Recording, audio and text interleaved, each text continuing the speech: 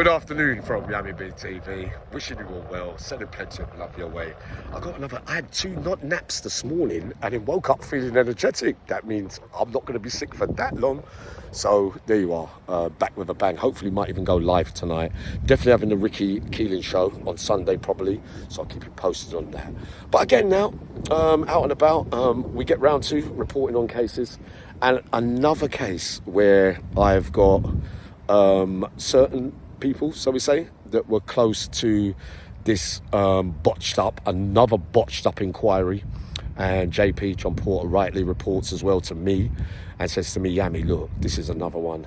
And there seems to be countless of these old school mistakes by police forces. Now, the case of the sad, tragic, horrendous murder of young Nikki Allan 31 years ago.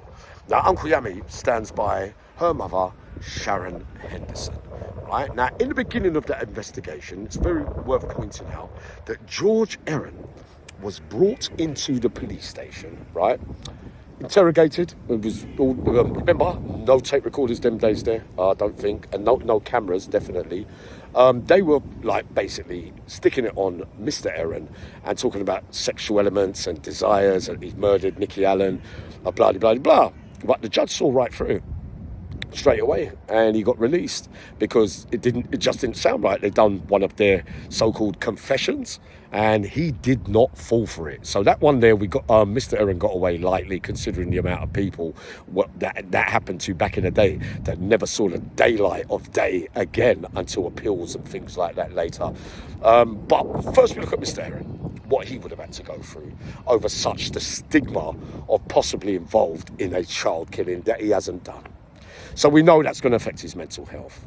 He's probably not going to be allowed to walk around the village or the area where he was living in. He was down in the northeast, I believe, this case in particular.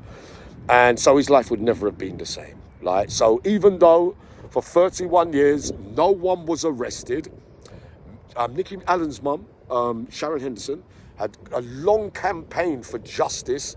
And the first thing, she was thinking, Dixon and Doc Green back in the day, the police would be doing a good job to catch her daughter's murderer.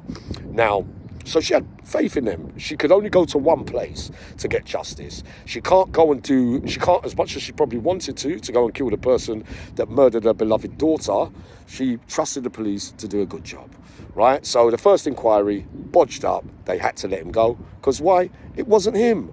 So for 31 years, she's been battling, and we know through mothers, fathers, who, when you lose a child at the hands of monsters, we bring it all to Yummy B TV, I'm afraid, and we will have these victims coming on my show one day in the future when I'm really equipped to sit around the table with them. There's a lot on standby for this kind of thing. A lot of you have been asking me as the right man to do this kind of stuff, right? And thank you for that, because I believe that I am wholeheartedly.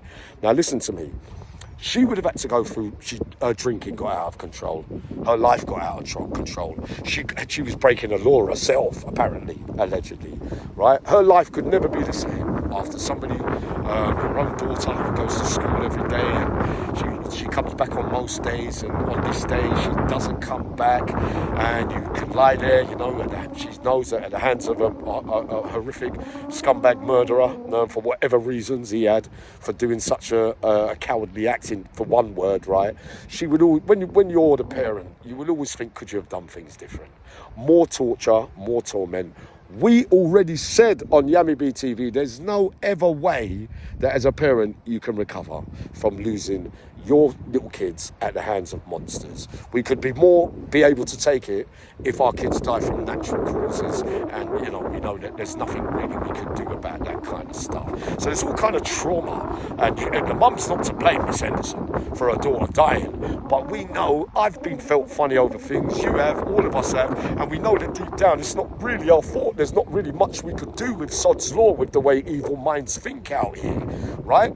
Now the other thing, 31 years later, oh, just to reiterate, that's when they changed the interview process. I wasn't aware of that. So the tape recording cameras, etc., and interviews where they can't stitch you up and say you admitted to this, admitting to that. Many of us went through that as well. And the police used to be believed in court. Let's get that bit right. That changed things a little bit. So the Lord Chief Justice said, look, we've had enough of this. We can't keep having these miscarriages. Good thing that judge was on point that day with George Heron, right? 31 years later, a man from Newcastle called David Boyd, his DNA with advanced technology and things like that, 2017, his DNA shows up quite clearly as the beast that done it to the sad case and little girl of Nikki, Allan, right? Fact. He's just going to be lifed off now. We're still dealing with the fact that the parole board and, you know, the Chief Justice and people are still letting out child killers long before they let out men that killed men in battles of war and territory and other crimes. And let's get this right. There's people out there that say, I mean, what's the difference? They're all murderers and they were Stonewall killers. It's not the same as taking a child's life and having sexual desires and beating the fucking shit out of them as well for their last moments of death. We've already said you cannot be rehabilitated. I will be taking this to high places one day. I will do, and I'll bring a couple of you with me to sit round the table so they fully understand the impact of what it means to not only you bodged up the job early on with Miss Henderson, thinking you got the killer and you knew she worked out that you were just trying to get a quick conviction, that 31 years she's been waiting for justice. Her life has never been the same. Now you're getting somebody else. She's now taking you to court. You issue an apology to George Heron and to Miss Henderson. That's all well and good. But a lot of time has passed and the stigmas and the mental torture that both had to go through on that case has been lasting. So your apologies, yes, do the honourable thing, hand over the compensation. It can't bring back Miss Henderson's daughter, but it can do some other things for other things, because I believe that she wants to campaign for other things as well. Plus George Henderson, at least his name's been exonerated now. You've got the right killer. Look at the picture of David Boyd. He looks shifty, he does, 100%. So that's the breakdown of that case. I've been asked to do it once again. Another one to join with the rest of the slots that I've been putting up recently on Yami B TV.